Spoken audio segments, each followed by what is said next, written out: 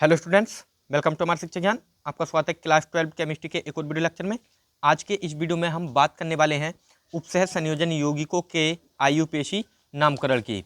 और ये जो टॉपिक्स है ये प्रतिवर्ष आपके बोर्ड एग्जाम में पूछा जाता है और ये 3 से 4 उपसह संयोजन यौगिक आपको देता है और उनके आयुपेशी पद्धति में आपको नाम लिखने होते हैं।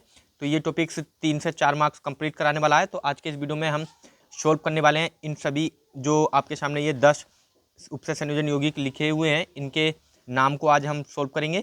और मैं गारंटी से कहता हूं कि यदि आप इस वीडियो को शुरू से लेकर अंत तक देख लेते हैं तो आप उपसह संयोजन यौगिकों का जो नामकरण है उससे संबंधित कोई भी क्वेश्चन नहीं छोड़ कर आएंगे अपने बोर्ड एग्जाम में। तो चलिए बिना देर के आज के इस वीडियो को स्टार्ट करते हैं।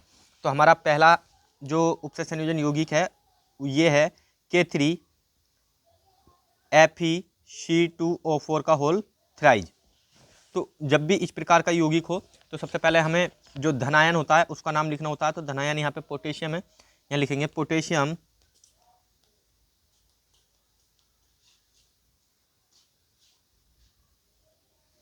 अब जो हमारा ऋणावेशी संकुल होता है इसमें सबसे पहले हम लिगैंड का नाम लिखते हैं। लिगैंड है हमारा C2O4 ऑक्सोलेटो।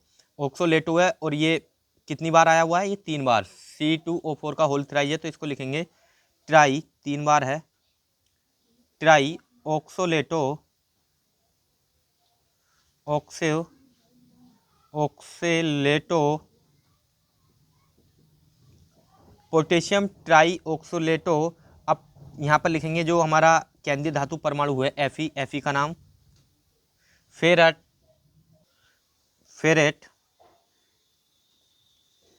क्योंकि यहाँ पर हमारा जो केंद्रीय धातु परमाणु है ये ऋणावेशित संकुल में है। जब ऋणावेशित संकुल में होता है, ऋणावेश वाले भाग में होता है, तो उसमें हम 8 जोड़ देते हैं, यानी जैसे फेरस का फेरेट। अब इसकी हमें लिखनी होती है ऑक्सीडेशन संख्या, यानी ऑक्सीकरण संख्या हमें इसकी रोमन पद्धति में लिखनी होगी।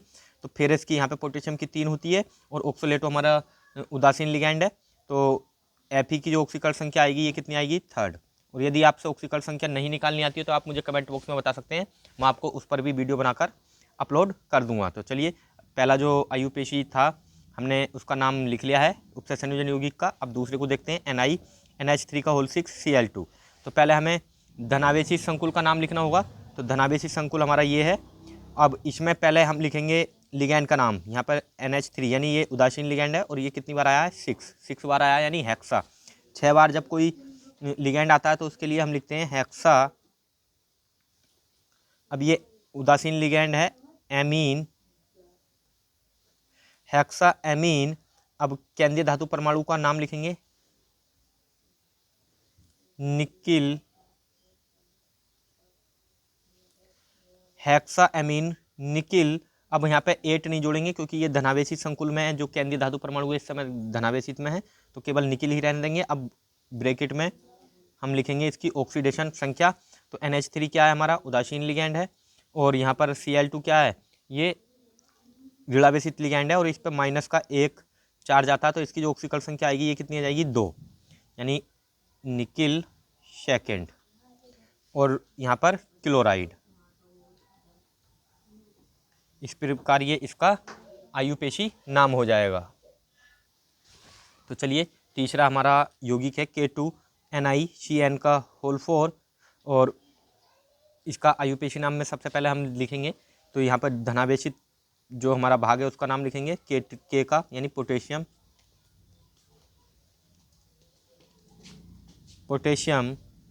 अब जो हमारा ऋणावेशित भाग है संकुल है इसमें NiCN4 दिया हुआ है। तो जो लिगैंड हमारा क्या है? CN, cyano. और क्या बार आया है साइनो? 4 बार। तो यहाँ लिखेंगे टेट्रा। 4 बार जब कोई लिगैंड आता है तो उसके लिए टेट्रा साइनो। अब निकिल, यहाँ पर ये ऋणावेशी संकुल में है केंद्रीय धातु परमाणु, तो हमें 8 जोड़ना होगा। तो क्या लिखेंगे? निकिलेट, 8 लगा देंगे निकिल जो केंद्रीय धातु परमाणु होगा उसके नाम में, साइनो निकलेट। और इसका ऑक्सीडेशन नंबर यहाँ से कितना आएगा? ऑक्सीडेशन नंबर आएगा 2, निकलेट 2। इसका आयुपेशी नाम हो जाएगा। चलिए अब देखते हैं चौथे को, NiCO का होल 4। तो NiCO का होल 4 इसका नाम लिखेंगे सबसे पहले। यहाँ पर जो लिगैंड है तो लिगैंड का नाम ये 4 बार आया है, CO, टेट्रा, और CO होता है carbonyl, tetra carbonyl, tetra carbonyl nickel, और निकिल की जो यहाँ पर ऑक्सीडेशन संख्या आएगी ये आएगी 0। इस प्रकार ये इसका IUPAC नाम हो जाएगा, टेट्रा कार्बोनिल निकिल 0। अब नेक्स्ट हमारा 5वां है CO3 NH3 का होल 5 Cl। तो सबसे पहले हम लिखेंगे धनावेशी संकुल का नाम। धनावेशी संकुल हमारे पास ये है। इसमें सबसे पहले लिखेंगे लिगैंड का नाम, और लिगैंड का भी नाम हम लिखेंगे अल्फ़ाबेटिकली, जो भी हमारा वर्णमाला क्रम होता है उसके अनुसार। तो यहाँ पर ये है कार्बोनेटो और ये है एमीन। तो सबसे पहले एमीन का नाम लिखना होगा। यहाँ पे लिखेंगे एमीन कै बार आया है, NH3 आया है 5 बार। तो 5 पर क्या आएगा, पेंटा एमीन, पेंटा एमीन, पेंटा एमीन। और ये CO3 क्या है, कार्बोनेटो है, कार्बोनेटो, पेंटा एमीन कार्बोनेटो, कार्बोनेटो।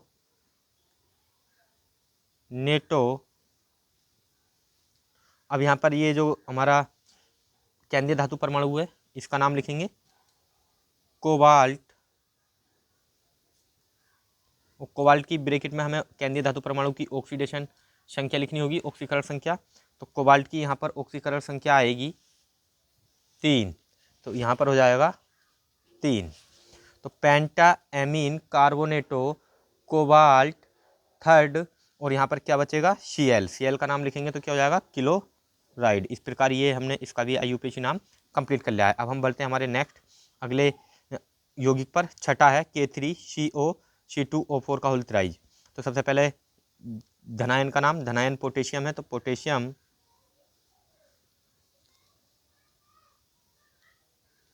पोटेशियम। अब लिखेंगे हम जो ऋणावेशित भाग है उसमें लिगैंड का नाम। लिगैंड है हमारा ऑक्सोलेटो, तो यहाँ लिखेंगे कै बार आया ऑक्सोलेटो, 3 बार। तो ट्राई पोटेशियम ट्राई ऑक्सोलेटो, ऑक्सीलेटो, क्योंकि ओ जोड़ना हमें होगा लिगैंड के नाम में, क्योंकि ये ऋणावेशित संकुल है, ऋणावेशित भाग है हमारा। तो ट्राई ऑक्सोलेटो। अब लिखेंगे कोबाल्ट, और कोबाल्ट की ऑक्सीकरण संख्या यहाँ पर हमें लिखनी होगी कोबाल्ट। और यहाँ पर ये कैसा लिगैंड है, ये उदासीन लिगैंड है, और पोटेशियम की वैलेंसी होगी 3, और ये इसकी ऑक्सीडेशन कोबाल्ट की कितनी आ जाएगी, 3rd। इस प्रकार इसका भी नाम जो है यहाँ पर लिख जाता है। तो चलिए अब हम बढ़ते हैं अब हमारे नेक्स्ट यौगिक पर। और एक और बात यहाँ पर, पहले ये यहाँ पर कोबाल्टेट होगा, क्योंकि यहाँ पर आप कर लीजिएगा कोबाल्टेट, क्योंकि ये ऋणावेशित संकुल है, इसमें केंद्रीय धातु परमाणु के नाम में 8 जोड़ना होगा, तो कोबाल्टेट 3rd। तो इस प्रकार ये सही हो जाता है। चलिए अब हमारा नेक्स्ट है 7वां K4FeCN का 6। तो यहाँ पर ये पहले धनायन का नाम पोटेशियम, पोटेशियम, और फिर ऋणावेशित भाग में हमें लिखना होगा लिगैंड का नाम हेक्सासाइनाइडो, या साइनो भी लिख सकते हैं हम, हेक्सासाइनाइडो, पोटेशियम हेक्सासाइनाइडो। और यहाँ पर ये केंद्रीय धातु परमाणु जो है ये ऋणावेशित में है, ऋणावेशित संकुल में है, तो यहाँ पर फेरेट, और इसकी ऑक्सीडेशन जो संख्या है हमें वो लिखनी होगी रोमन पद्धति में। तो इसकी ऑक्सीडेशन संख्या आएगी यहाँ पर CN जो है हमारा ऋणावेशित लिगैंड है, और इसकी बैलेंसी होगी यानी -6, और इसकी +4। तो -6 में से +4 घटाएंगे तो 2 बचेगी। तो फेरेट की जो हमारा यहाँ पर वो आएगी ऑक्सीडेशन संख्या, ये आएगी 2nd। इस प्रकार हमने जो 7वां हमारा यौगिक था उसका भी नामकरण कर लिया है। चलिए अब हम देखते हैं हमारे 8वें यौगिक की ओर बढ़ते हैं, K3CrC2O4 का होल थ्राइज। तो यहाँ पर सबसे पहले धनायन का नाम, धनायन है हमारे पास पोटेशियम, पोटेशियम। अब ऋणावेशित भाग में लिगैंड का नाम ट्राई ऑक्सोलेटो, ट्राई ऑक्सोलेटो, ऑक्सीलेटो। अब क्रोमेट, क्योंकि क्रोमीन धातु है तो यहाँ लिखेंगे क्रोमेट, और इसकी ऑक्सीकरण संख्या लिखेंगे। यहाँ पर ऑक्सीकरण संख्या इसकी कितनी आएगी, ये आएगी। यहाँ पर ये तो उदासीन लिगैंड है, इसकी तो 0, और यहाँ पर पोटेशियम की 3, तो यानी ऑक्सीकरण संख्या कितनी आएगी, 3। अब बढ़ते हैं हमारे नवे उपसंयोजन यौगिक की ओर, K2ZnOH का होल 4।